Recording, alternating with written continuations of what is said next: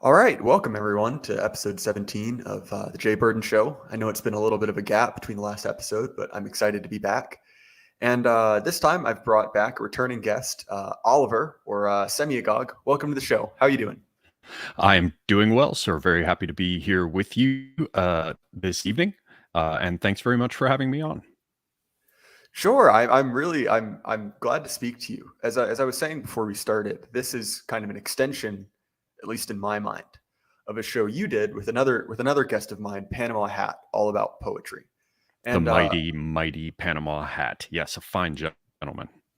Yeah, that's an understatement. He's a really smart guy, and I feel like someone who doesn't get enough play on these circles. But the thing that really spoke to me about it was that I guess it was interesting to hear someone talk about poetry as kind of a living art form. So I think it's interesting because I was exposed to poetry a lot growing up. And it seems to me, right, that there's a massive gulf between, let's just say, the popular, I guess, like the popular impression of poetry and kind of poetry as it was meant to be enjoyed, right? Like as a living art form. And it was interesting to hear you talk about that and I guess give, recitations and readings of poetry that really kind of brought it to life. So that was something that really captured my attention. And if anyone in the chat, obviously, after I'm done, because of course we want you all here, but after that, you guys should really check it out because it's well worth your time. So anyway, the point is from that, what I really wanted to talk about with you, Oliver, was kind of the interplay between high culture and low culture. And that's a phrase that's often kind of thrown around. But do you accept that there is kind of a dichotomy between high and low culture? Well, yeah, I guess it depends to a certain extent on how we define our terms. I should say at the outset that I haven't made any kind of a systematic study, of this question or this area or anything. And there's doubtless quite a bit of material out there in the academic realm, like anthropological texts and all the rest. So, having warned everybody at the outset that this is not my field as such, it does occur to me that there are some problems with definition. As soon as we throw in this idea of a vertical axis, there is a kind of valuation. The one being low and low being, well, low, and high being elevated above it. So that's kind of an issue. And then I think there's a considerable amount of confusion as regards how these things may or may not overlap with the idea of class or caste. So I guess out of the gate, I would ask you to share maybe your first impressions of what the distinction really is here. Like if we set aside high and low for a moment, um, what do you think we're dealing with? So that's a good point. And it's a messy binary, right? Like it's not necessarily easy to say like black or white, yes or no. But I think that it kind of, I guess maybe one way, and maybe this isn't the most exact, but if you could say kind of like is the primary audience of this like work, is it kind of like mass market for entertainment, right? So essentially we would say something like I don't know, just off the top of your head, something like I don't know, like a dime store novel, right? Like Dick Tracy or something like that, right? Like that's we could say that's kind of to a certain degree low art because it's designed to kind of appeal to a lot of people at that kind of like lizard brain level. But it's not exactly that neat, right? Because you especially, and I think this is something that was at some point lost, even what we would consider kind of high art, so people like Dickens or Shakespeare, or essentially like especially the oral tradition, right, was kind of the mass media of the day. So I realized that it's not a particularly neat division, but all the same, I think there is some kind of instinctual difference between, like Beethoven and the Ramones, right?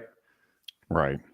Right. Yeah. Okay. So that helps me to get some sense of where you're coming from. I mean, my idea is, as I kind of threw this out, as I said, I chewed on it for a little bit after you threw the idea at me. Um, and I don't know. There are a number of different ways that we can come at it. One of them is the one you mentioned, which is the idea of mass versus mass or popular appeal versus, I guess, what we could call elite appeal.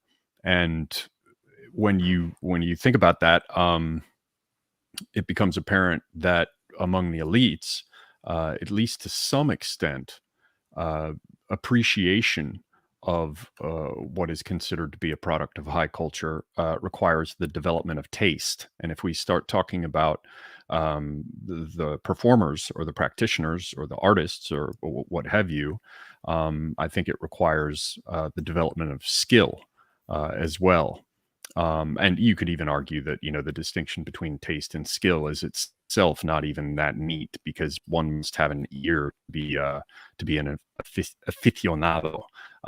Likewise, you have to have something of an eye, one would imagine anyway, in order to be a critic of art of various kinds. Now, never mind the fact that the vast majority of critics are like so much blown in foam insulation. They're just a useless mass who produce nothing but strange fart and chicken gobbling noises.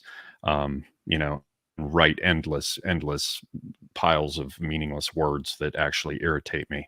But the point here being that high culture requires to some extent refinement and the development of taste, whereas the popular appeal, if we take the example of the pulps that you were talking about, you can look on the cover and what sort of things are generally pushed. There's usually a sexually attractive female, for a male audience, and there'll be a manly man who's confronting people violently or in some kind of fight, showing his dominance. If you flip it around and look at like a blouse ripper, you'll have a woman who's swooning in the arms of some handsome chiseled Chad. So in that case, with the mass appeal, you can see that what calls to the reader, and it's usually straightforward escapism or revenge fantasies, or the kind of fantasies that someone with a Napoleon complex would indulge. So yeah, there is the idea of popular appeal, and here I underscored the notion of instinct, and then you have the idea of elite appeal and the idea that it requires training. So you could even plot that out with an axis that sort of has ars and natura at either end. Art versus nature, art in versus Italian sense. I mean, where you've got a set of body of knowledge and doctrine to allow a thing to be improved. And you could also look at it as top down versus bottom, which is inherent in the expression high and low. If you bring along the notion of centripetal or centripetal, if you like, versus centrifugal, tending towards centralization and control versus distributed and being more accessible. So, one would be more accessible, one is less accessible. One is more restrictive, the other is less restrictive. So these are a few ways that I thought it through at the outset. There are some interesting things you can look at as well, where you've got examples of what was a high culture, what was low culture becoming high culture. A good example of that is flamenco, and now to a certain extent jazz. Both those musical forms were once upon a time as low culture could be by most people's standards, I would imagine. And yet now they're considered, select and refined. You get all kinds of snottiness and snobbery associated with jazz, certainly with flamenco. And in both cases, you have the emergence of skilled practitioners, if you will, as well as people who had to develop an eye or an ear, for determining what is good and what is not. I guess the last piece I would throw in is the idea of the commitment of time. If you look at high culture, it seems to me that you could at least make a case that a considerable amount of commitment is required. So you have specialization, and you have the idea of devoting all of your time and attention to mastering this one thing, whether being a critic of the particular art form or being a practitioner of it. And that brings to mind, you know, the kind of famous statements, you know, that are associated with musicians. The one that comes to my mind is, I can't remember, it was apparently some famous violinist who said, you know, if I don't practice for one day, everything's fine. If I don't practice for 2 days, I notice. And if I don't practice for 3 days, everyone else notices. And, you know, we can see how with like flamenco dancers who have to practice, you know, 6 hours a day to or more to establish their skills, to, you know, to go to ballet, and years and years perfecting their skills, keep their body in, um, you know, and, you know, be rest. So maybe that's specialization and a lifelong commitment, and that kind of plots next to things like being accessible or not.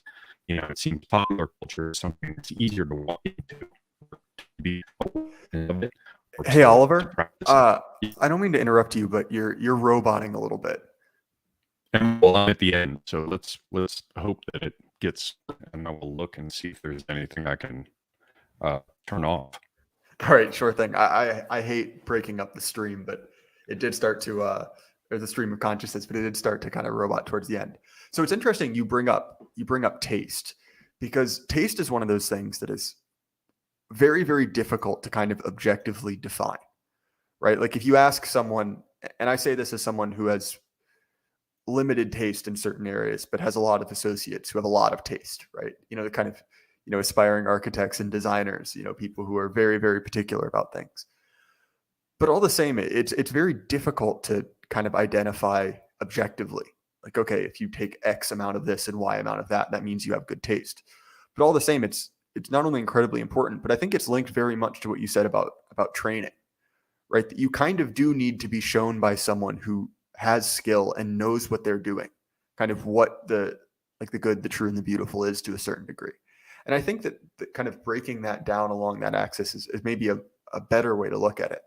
And it reminds me, so you can forgive me for digressing a little bit. One of my mentors, right, was a school teacher, and he ended up being kind of forced out of his position for a variety of reasons.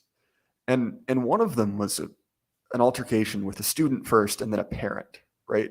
Over a sentence he used essentially to, and I can't remember why, it was some sort of example, right? The content was not particularly germane to why he brought it up, but all the same, it landed him in hot water.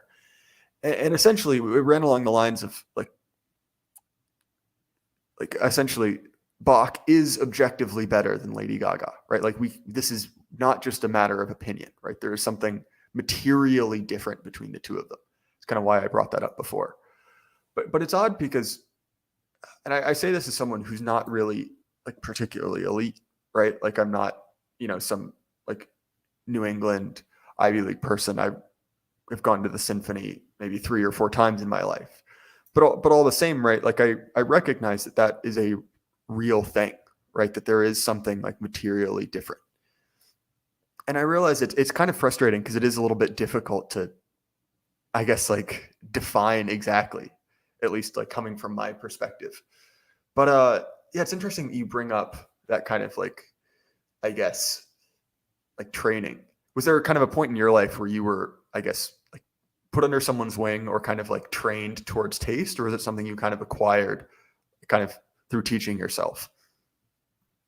Well, with food, it was in my family. You know, where there are just certain things that you sneer at, and certain things you don't. You know, that you welcome and eat attentively. You know, happily. And some of that was worthwhile, and I got imprinted with what I think is a reliable pattern of guidance. But some of it was, you know, snobbery, you know, and little else. Um, Later in the world of art, yeah, I guess my best friend in high school, uh, his father was a very famous painter, or became a very famous painter, and was becoming well known even at that point. So I got exposed to sort of fine art in the continental tradition, so 20th century European fine art. Um, but even still, I saw a lot of things just flatly not to my taste.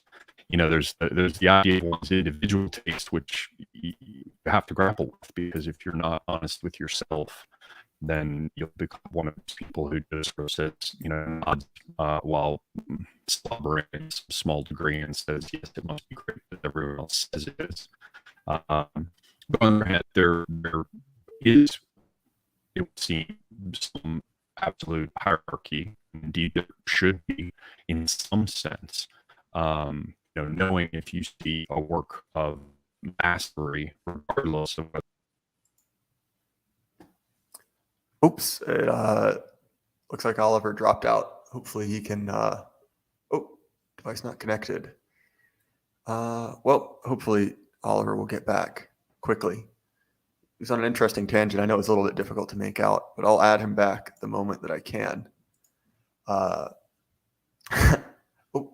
right, you're back, Oliver. All right, that's no audio on our end. Yeah, sure. It's just as good as Bach. Doesn't matter about Bach's technical contributions, tempered tuning, and the way he revolutionized how Western music works. Not him alone, but he was a major part of that. So yeah, it's like is a mud hut in the Democratic Republic of Congo, to be compared to. Oh, well, it looks like that Appalachian squirrel-powered internet has cut out. So hopefully he'll come back. I got at least something out of that last paragraph, right? But anyway, yeah, Lady of Shalott, oh no, he's morphed. Yeah, I guess so, right? Let's see if maybe kicking him. I don't want to kick him. Whatever. He'll come back. And if he doesn't, well, you guys got 17 minutes of Oliver, and then we can get another 25 minutes of me just waffling on. So I guess I'll just kind of continue vamping until he comes back one way or another. But it's interesting what he said, right, about the kind of like the development of taste. It's I don't know, it's something that I kind of instinctually understand, but I guess it's difficult for me to quantify, right? And I say this because I'm not necessarily the most artistic person by temperament. No, Vingle, it's not pre-recorded. It normally is, but our schedule's lined up. I normally pre-record. Oh, Oliver's back. Can you hear me okay? Yes. You were gone for a few seconds, but I got to interact with chat, so I think we're all right. Did I robot out before it happened? Yeah, you were roboting pretty bad, but essentially the last, I guess, like coherent thing I got through was comparing a house to a shack in the Democratic Republic of Congo. Right. Yeah. I will, in the background while I'm talking, I think what I'm going to try to do here is set up my backup internet here and maybe run it as a hotspot off my phone, see if that will help here. Yeah, my apologies. Yeah, so what we have is a kind of a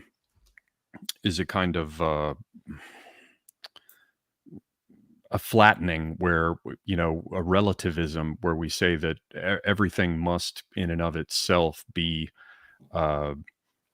equal in potential and value, and it's just a matter of thinking that makes it so, to such an extent that we can no longer tell the difference between a hawk and a handsaw.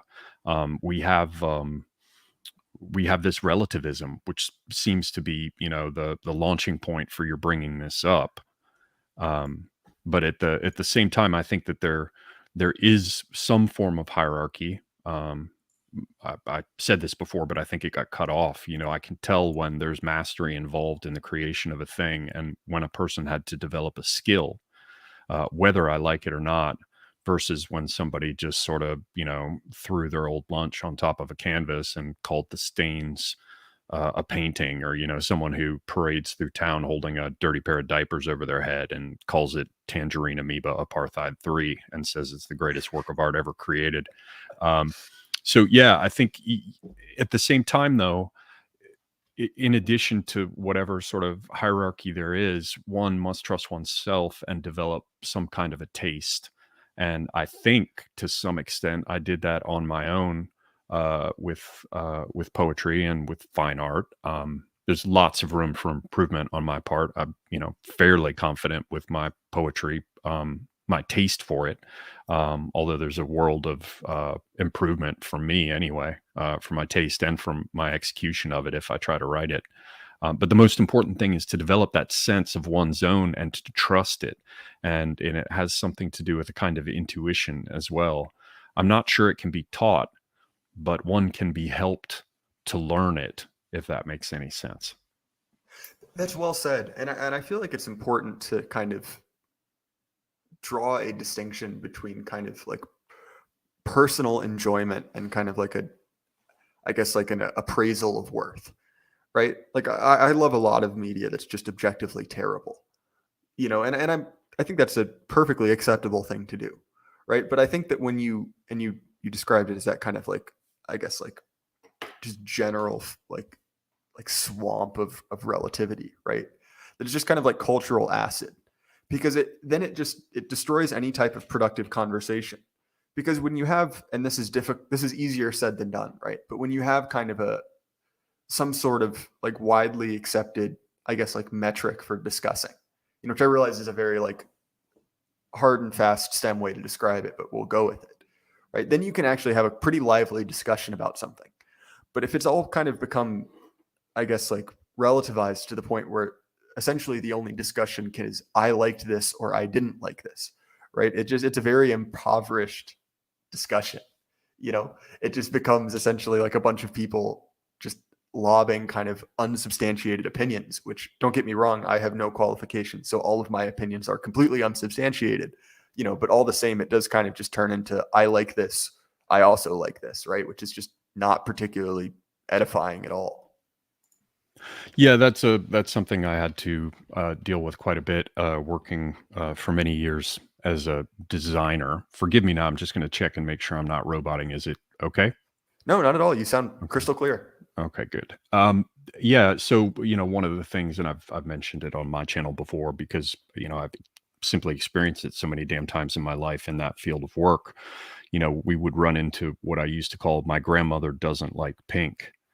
So we would get hired by a company to produce, an identity and, a brand book, identity guidelines and all that kind of stuff, a logo, typography, etc., color scheme.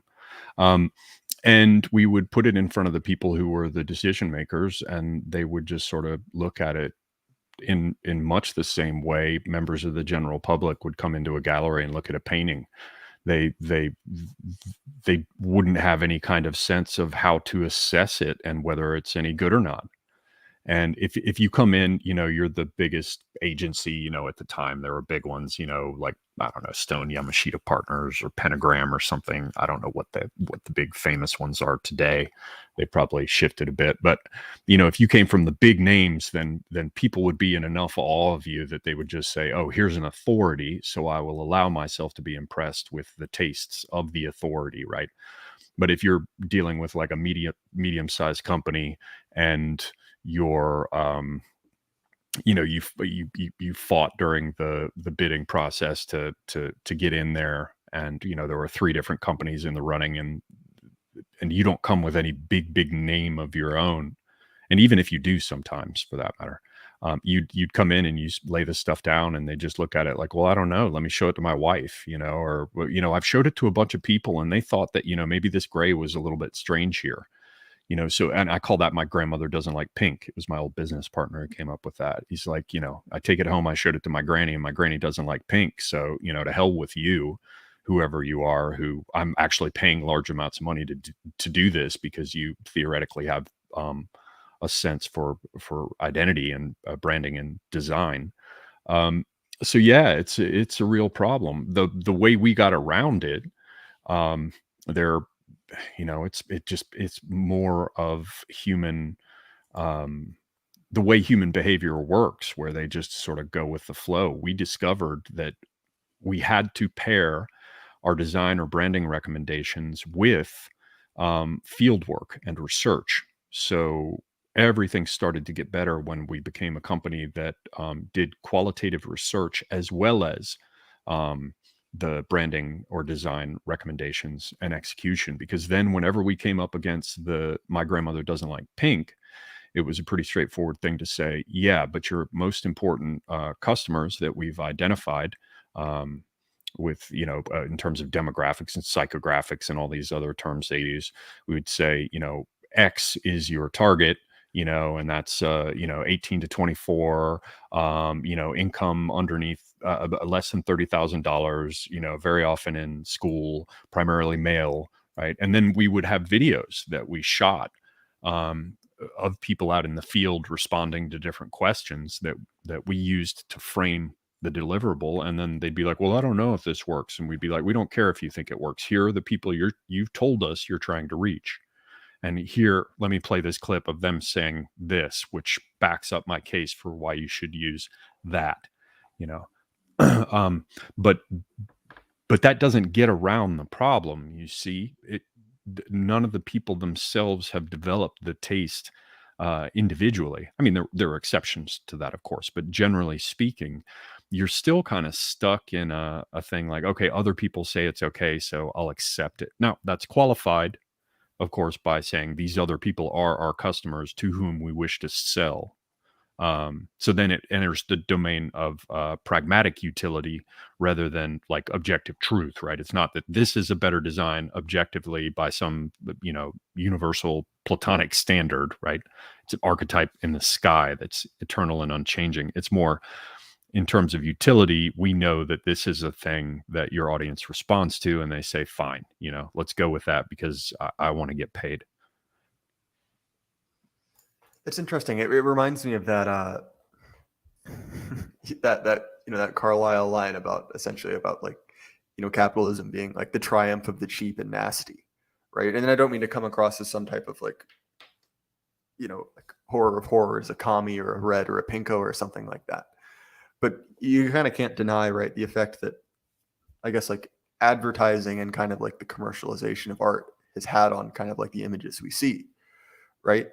So like I mean just like and my fiance, right, is a designer, and then she always talks about what was a designer, but point being, right, she always talks about like the way that like we kind of interact with images, right? The idea of like a text box, and kind of like things like that are kind of very artificial recent concepts, and obviously like some of that's just utility, right? Like, well, if you have a store, like you probably should at least show people that it's a store and not a any other type of building. But it is odd that you describe that kind of like without that kind of like hard and fast, market data. You are kind of at the whims of essentially like a board of directors. And so that's interesting. I think that I might be running out of at least my personal knowledge on advertising, right? Like I just, it's not my area of expertise. So I might pivot a little bit to get back to at least some of the questions I meant to ask more directly. Yeah, please. Sorry to have dragged it off. No, not at all. I enjoy the digressions. It's just there's someone more intelligent than me who could have a very good conversation. I don't know how much more I could contribute. Yeah, don't be so sure of that, man. I just know how to put the shine on. But please go on. So I'm curious, right? And this is always one of those kind of like internal or like internalized lies, that I think is in many ways kind of like a cover for the decline, right? Which is that, oh, X isn't getting worse. That's just your personal taste. So do you believe that kind of like art and culture and creativity is in some ways getting worse? Or do you think that's just people's tastes are kind of like misaligned with the culture of the time? Well, it depends. I mean, if you take it as a whole, and you consider as best you can, there's far too much out there for anyone to take in a single swallow, or in a single glance across the entire landscape. Um, yeah, if you look at it in that sense, again, to whatever extent you can, then, it's 90% crap. But who are we to say that it wasn't 90% crap in the past? All indications are that it is. Maybe it all follows, a Pareto distribution, 80/20 or whatever. I don't know. But the fact remains that there are still truly gifted artists doing things today. It's just that you generally don't see them. Sometimes they labor in obscurity, toiling, I should say, in obscurity, and they don't get carried to the forefront because they're not the right color, or they're not fat enough, or they don't bitch and moan and complain enough. So it seems to me that certain things about humanity are a constant. I guess that's a central deal of the right wing, right? There's a certain amount you're not going to be able to get around. We are always in becoming, rather than arriving at any utopian point of realized being, taken as a whole. So I don't know that it's any worse now than it's ever been. There's certainly the worst things are being pushed front and center. And I feel to some extent that that's because we no longer have critics worthy of the name who, how do I say this? When I talked before about the idea that you have to learn to trust yourself, there is also a point at which you have to recognize that you're an authority. I'm an authority because I believe I am. And there's really nothing more to that. And I'll tell you, as you get older, you will perhaps go through something similar to what I've gone through recently, which is to sit in horror and realize that I'm moving into an age range where I'm, in theory, supposed to be the one that younger people look up to for guidance. And I'm like, man, young people are fucked. And it's the same thing if I have to go to a physician or something, or to a mechanic. I want to go talk to someone older than me, because I don't trust a bunch of young dumbasses. Certainly not to inject me full of shit, or to cut me open, or even to work on my car. And I bring that up because it bears on what I'm talking about in terms of recognizing that you yourself are the only authority. It was like my old friend Tim, before he died one time, I asked him, how he felt about America. And he looked at me very, very strangely and he said, "It's mine." And I was, huh? He said, "It's mine. America. It's mine." And I gave a lot of thought to that. And then I suppose I realized where he's coming from. If it isn't yours, then it's nothing to you, and it's no one's, because you have nothing other than yourself. And so, to come back around to it, I think what we're dealing with is a situation where there are no critics who have the authority. You could just feel it when someone is an authority on a given thing. If you're not an idiot, you should be aware that you're dealing with someone who is an authority, and it will become apparent quickly. Anyone who's intelligent enough to gain some sense of who they're speaking with will be able to recognize that. Which I think, to wrap up, brings us back around to this flatness, this egalitarianism, this shit soup that we're all up to our waists wading in.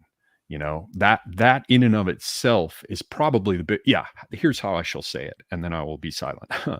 I think what's happening is it's not so much that we have any more incapable people producing the garbage versus capable people producing works of genius. It's more that no one is allowed to assert their authority, because that will raise them up above the heads of the rest, which means we're all told endlessly that that's the point at which you're supposed to remove their head and make them all the same height. That's well said. So I've been over the past week, I've been doing some manual labor out on a farm, working with cows and such. And so while I've been doing that, I've been listening to the Skeptical Waves rendition of Carlyle's Latter-day Pamphlets. That's why he's been going through my mind a lot. And in the first section of that, he talks about, I guess, the drive towards liberation. as essentially a divorce from all against all, right? It's the idea of like kind of breaking down every single kind of like natural human connection, like anything owed or, like, I guess like expected from anyone. And to me, right, like obviously, art critics are not necessarily like what you think of when you think of a divorce. But I do kind of see that kind of like essential like role in society, albeit a small one, has kind of been, I guess, like divorced out of existence, right? Because the answer when someone says, well, that's not very good. And I say this as someone who's been guilty of this as well, who the hell are you to say that, right? And so there's kind of a tension between, on one hand, like it is entirely, like you said, it's like America, or it's like Tim said, it's your own. And also, well, if it's all everyone's own, if everyone is kind of like the ultimate minority of one, right, then we've come full circle and we're kind of back to the same position of, well, then how do you say something's good or bad? And so there's some kind of tension here, and maybe I haven't done a good job describing it explicitly, but it seems like there's some type of tension between, I guess, like individual taste and kind of like an objective like description of art. Do you see what I'm kind of poking at here, Oliver? Yeah, it's the idea of individuals establishing their tastes for themselves, which, if extended to the broad mass of humanity, would bring us right back round to the idea of the relativism, and only thinking makes it so. And that's I think where a lot of people will get bogged down. But that's not really what I'm after. And I confess that I'm not quite able to put it in words because I haven't thought this particular thing through very well. But, just doing it on the fly here, it seems to me that it's more about, there's an old saying down south where we say, it ain't bragging if you can do it. And so, or let's come at it from another direction. Human beings imitate. So there's a thing I talked about on my channel many times about this experiment, and I need to find it again so I can just post the damn paper. It's actually probably in one of these books, not in a journal publication. Anyway, I need to find it. But in this particular experiment, they took a low-ranking chimp out of the cage with the rest of the apes, the group enclosure, and they raised it up with this device that it could pull to have bananas come out. And then they went over, they brought the low-ranking chimp back over into the group cage, and they installed this device, but only the low-ranking chimp knew how to pull the lever. And what ended up happening was every time the low-ranking chimp would pull the lever, no one bothered to learn themselves how to do it. All they would do is beat up the low-ranking chimp and take his bananas. So all that continued much in the same vein until a short time later, the highest ranking chimp comes over, the alpha, and sort of had been watching in the distance to make sure he'd mastered it. So then he could come over and do it himself. And he pulled the lever and the bananas came out. And then all the other ones began to imitate him.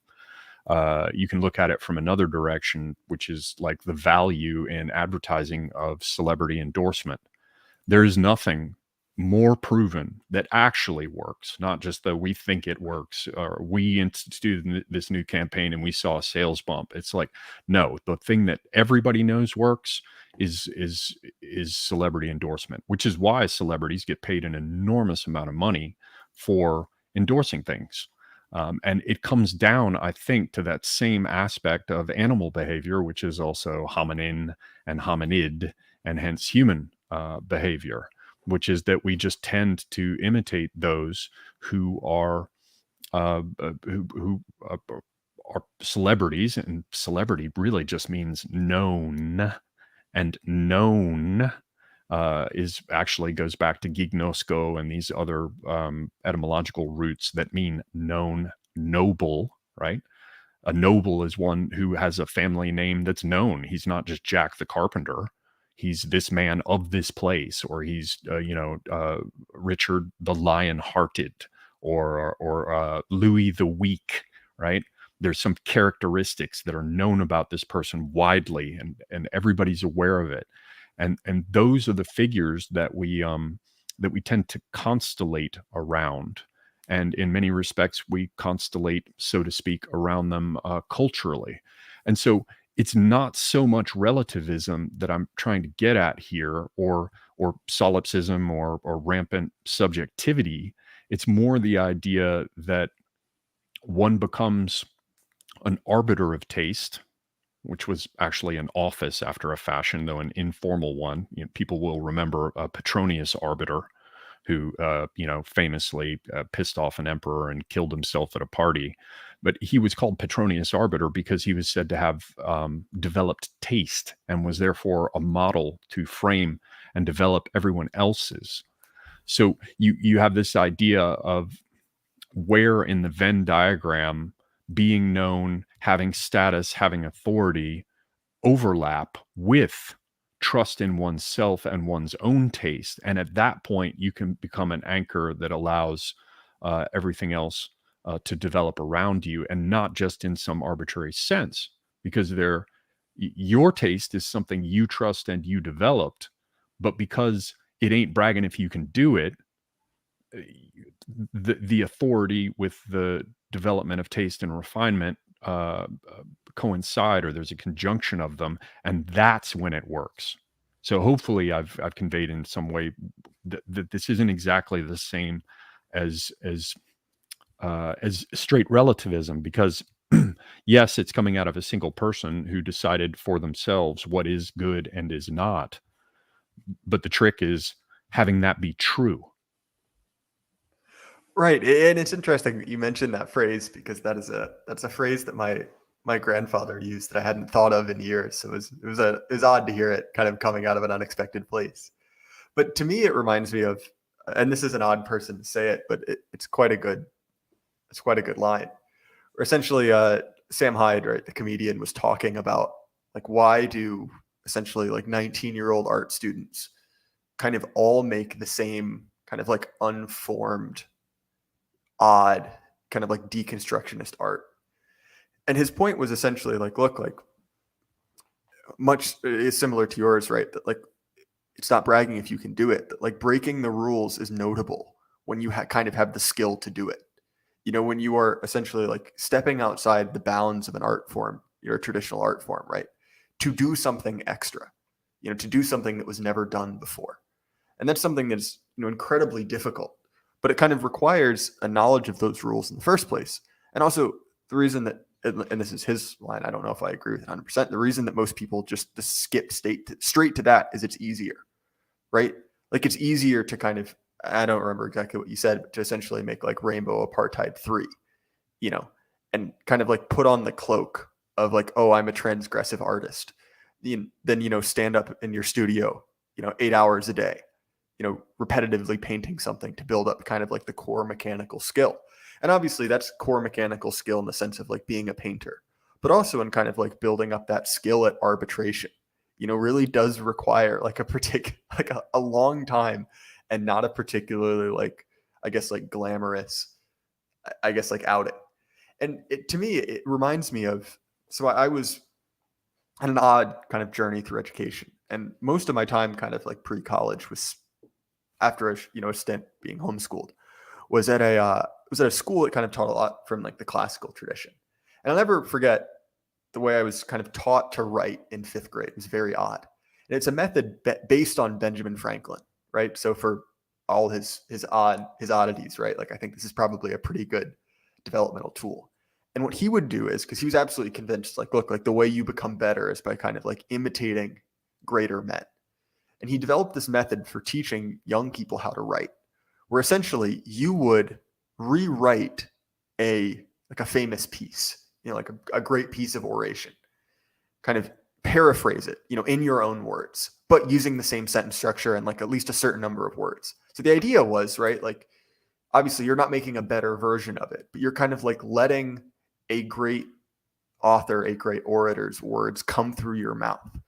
And it's a good way kind of like to imitate someone of great skill. And obviously that's not something you stay in forever. If I'm still 24,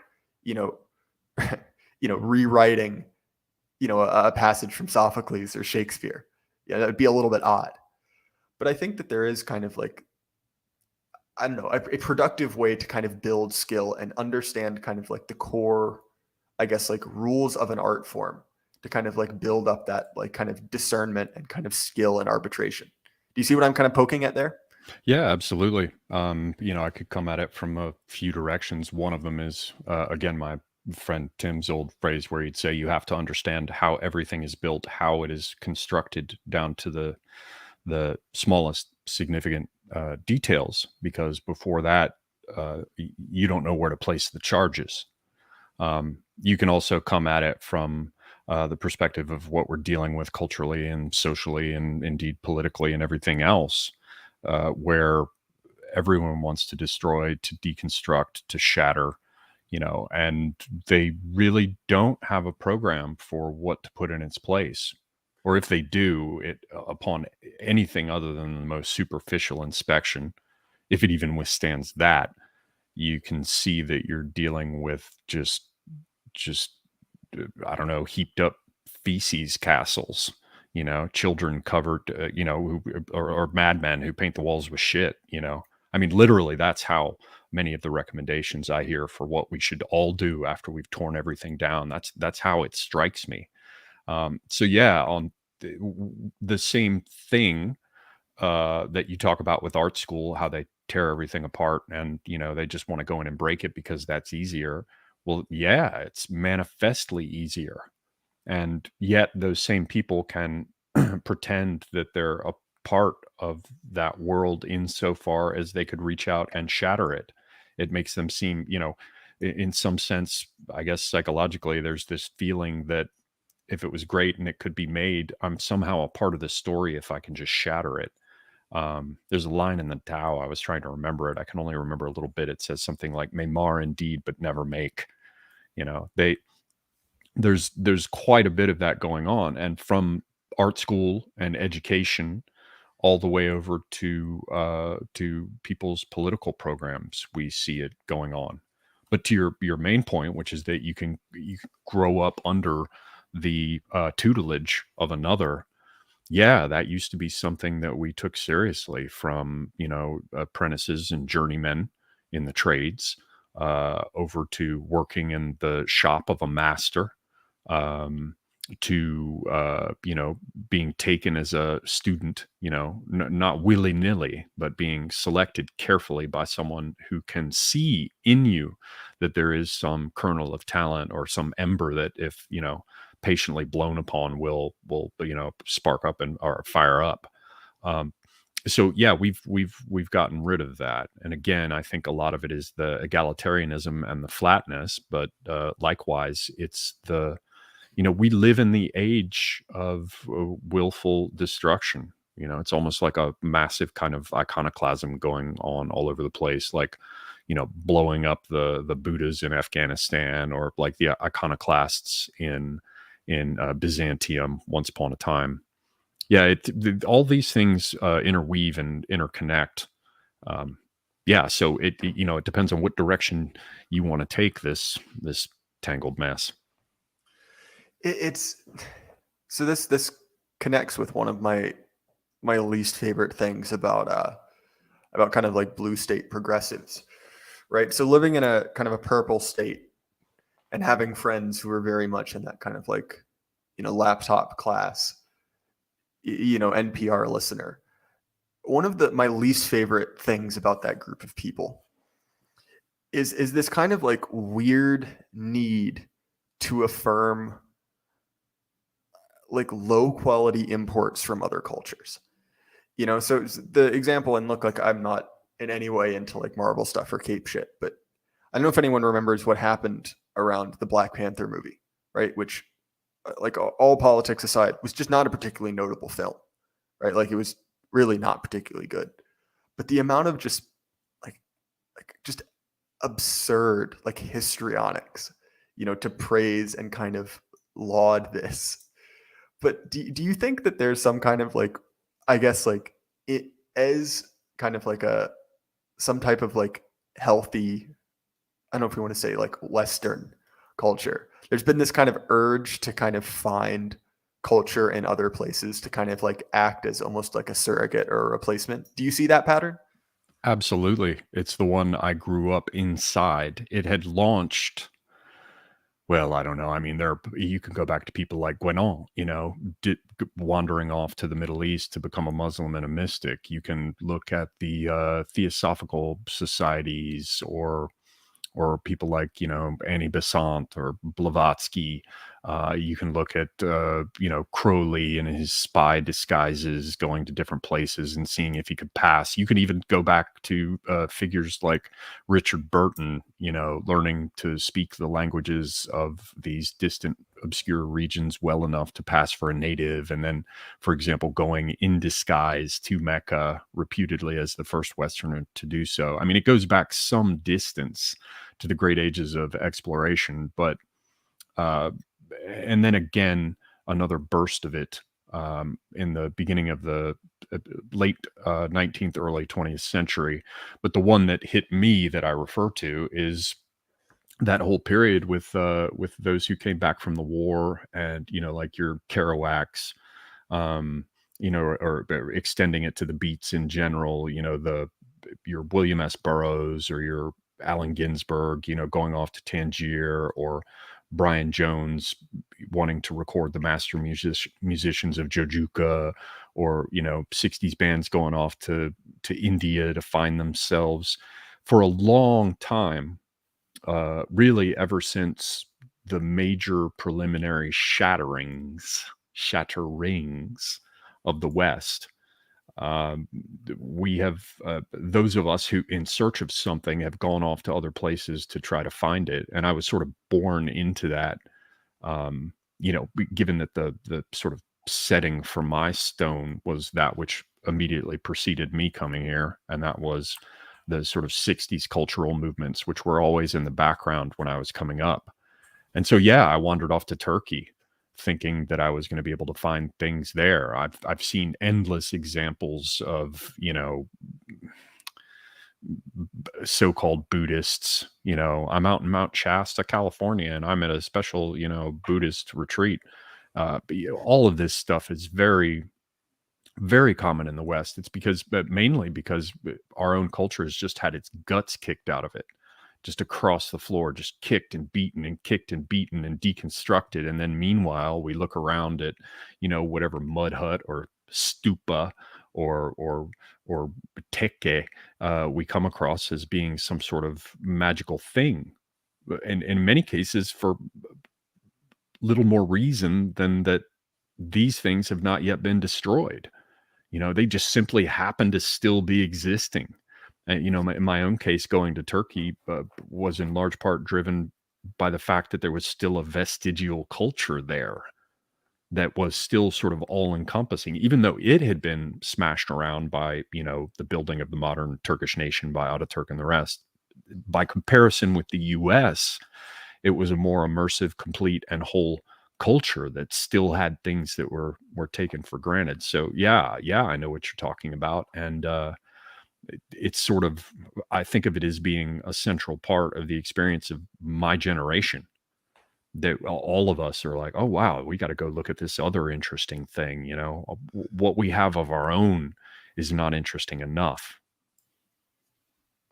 Well, and I think that there's a certain part of that is kind of natural, right? Like things from other cultures are kind of like exotic and interesting, and so I think it's difficult to say like, well, okay, how much is too much?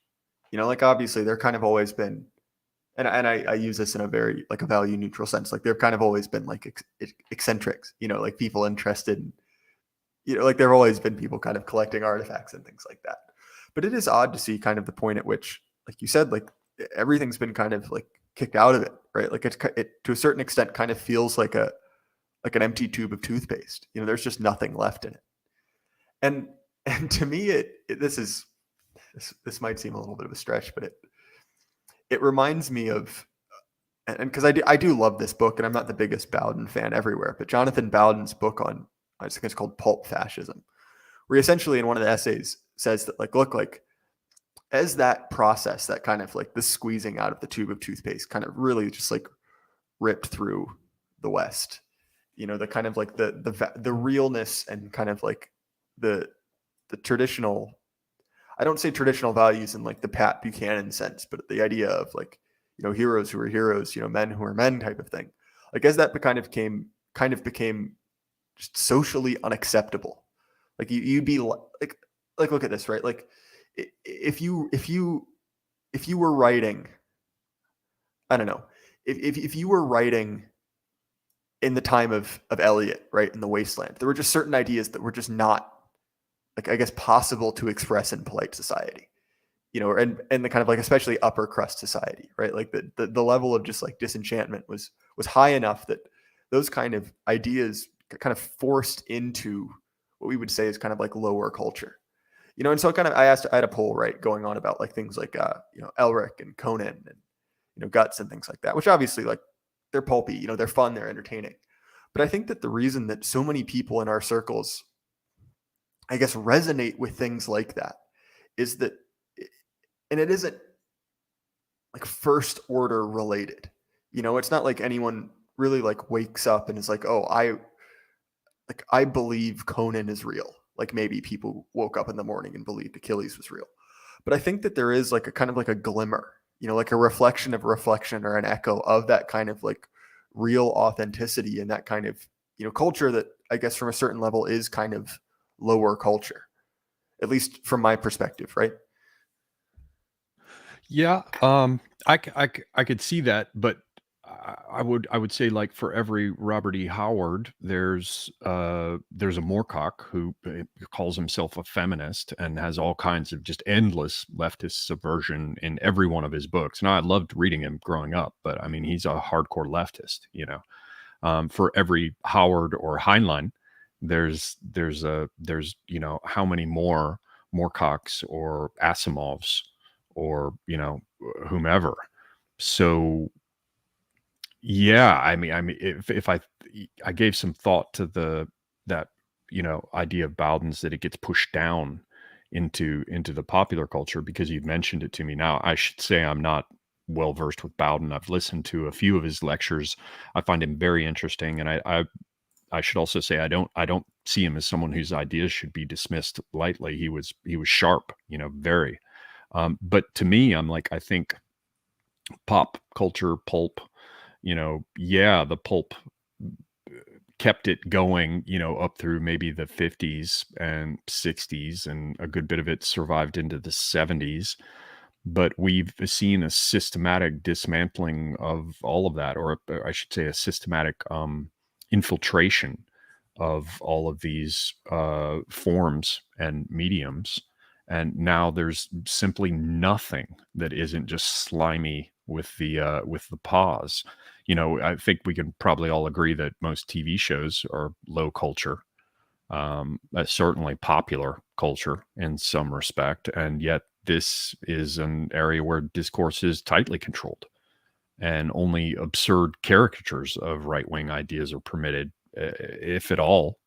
So, I'm not sure that we can say that popular culture is the place for that anymore. I mean, I mean, look, gaming was one of the last ones to get worked that way. We saw the Gamergate and the rest and the supposed pushback, but now we've got quote unquote game studios, insisting on, not removing pride flags with your mods or whatever. I've seen some stuff recently on Twitter about that. So they've infiltrated everything. No, you have a point there, and I didn't mean to say that there's some kind of like secret cabal of like right-wing Chad Ubermenschen, like writing up sword and sorcery in the back not yet. right? Yeah, not yet, right? Would only that they, but it is, and I think you're right that it is kind of like this, and I have a hard time kind of like, and I think a lot of people on this side of things, right, like kind of oscillating between like, oh dear God, like they've ruined it all, kind of that like, Statue of Liberty in the sand moment, like damn them all. But there's also something to be said for the fact that like, and maybe this is a kind of a younger perspective on it, but there's something kind of hopeful in it from a certain perspective. Because if you're kind of looking to make a name for yourself, well, it's not like exactly like you're up against stiff competition, and,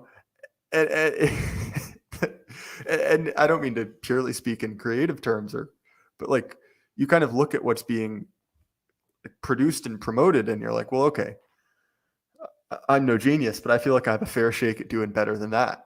and I don't mean to put myself forward as some kind of like great artist or writer, but there is something kind of, I guess, comforting in the fact that our enemies are not particularly serious people, right? Yeah, there are quite a few of them that are just, slobberers.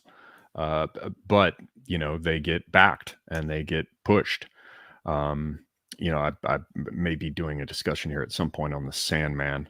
And I look at, so I've given that a little bit of thought recently, and I also saw that just shite television show. And I look at somebody like a Gaiman, um, a significant name there, Mr. Gay Man, um, who constantly has stuff like, some Arab taxi driver getting sodomized by a genie. It's like, ugh. Anyway, I don't need to go down that road of venting.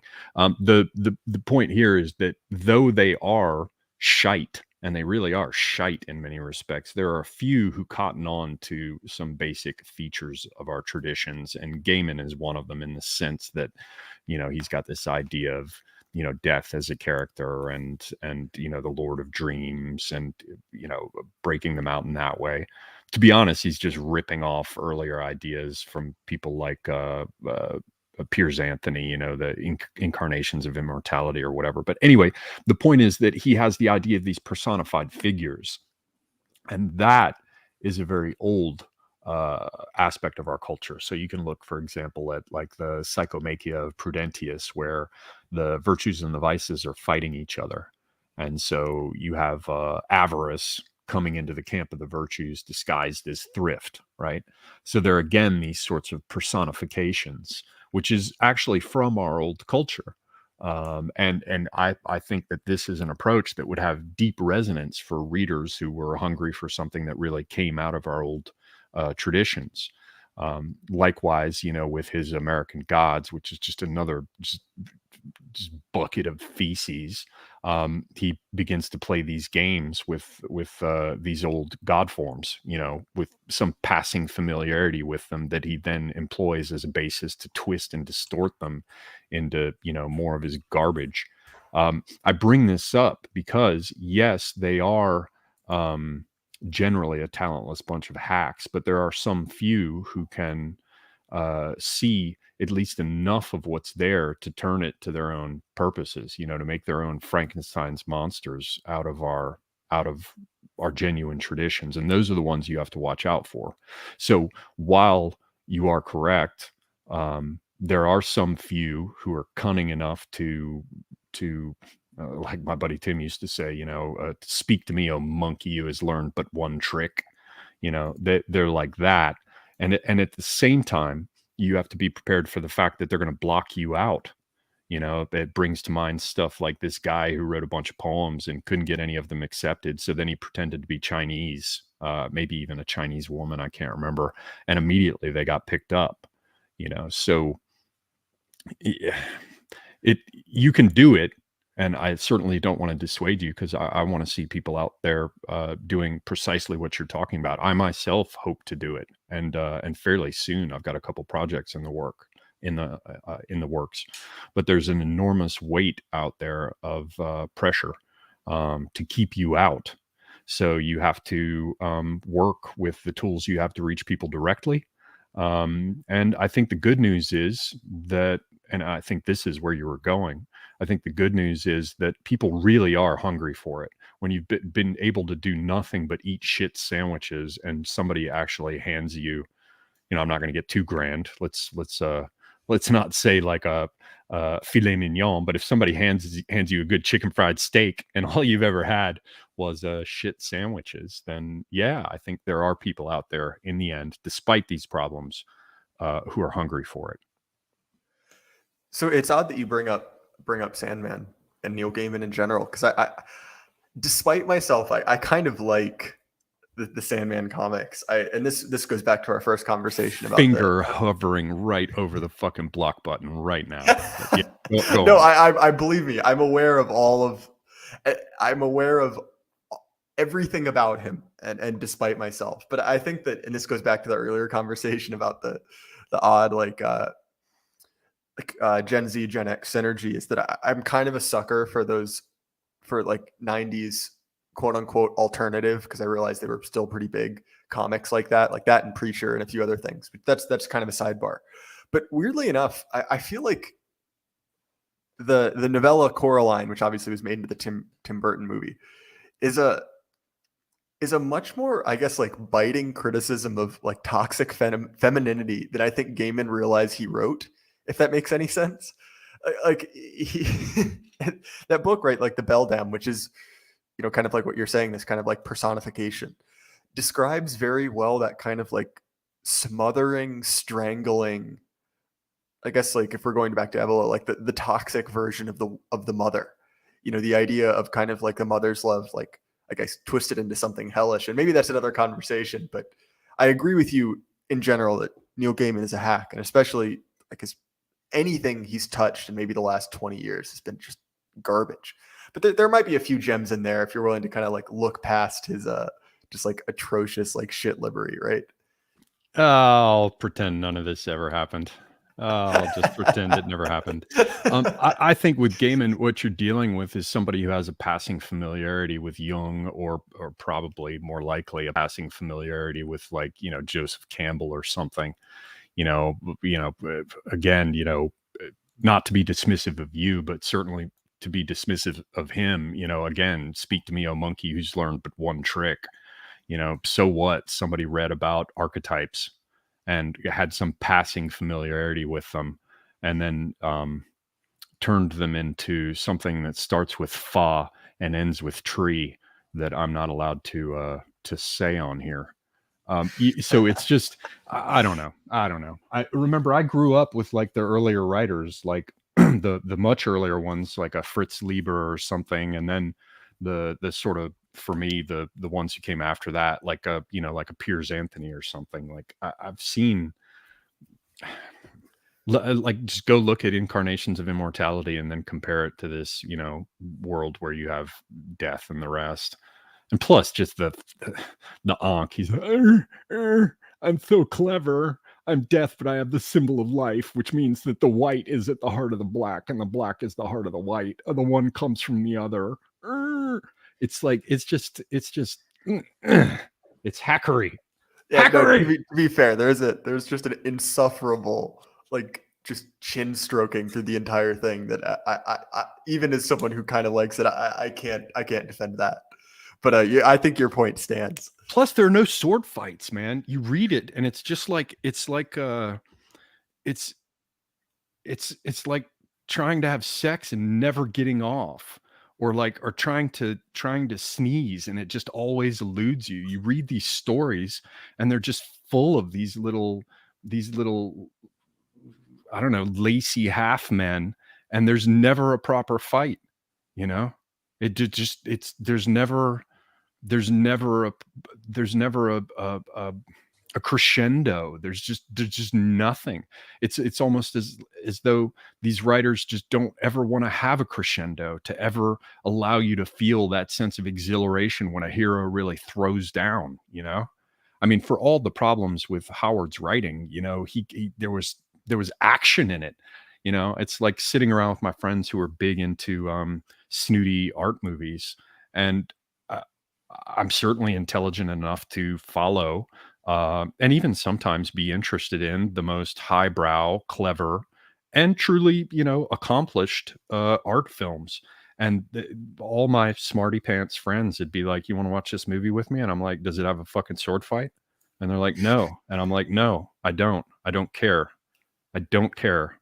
Now there are exceptions. I'll still like me some Lars von Trier here and there, but yeah, the books of those sorts, they're just, I don't know, they just had all the testosterone sucked out of them, and they just those big embalming needles they jam in the corpses, they just stuck big embalming needles, and they just reanimated the corpse of what used to be a living literary tradition with soy of the consistency of mayonnaise.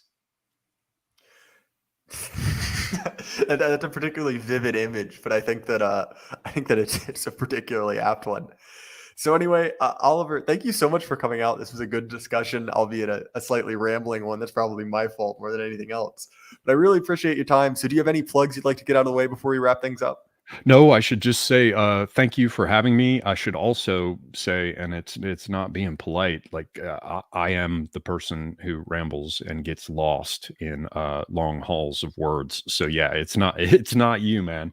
No, Um, not at all, man. I enjoy it. Like I said, I essentially started a podcast so I could talk to interesting people. And so how listenable it is comes a distant second to how much fun I had. And I had a blast at this one. Right on. Well, yeah, thank you again. In terms of anything to plug, no, not at the moment. Check out my channel. You can find me on Twitter. You can find me on Telegram and all that good stuff. I might have something coming up on the Sandman. What else do I have in the works? I'm hoping to put together a stream on Goths. I'm negotiating the last member of the Goth panel.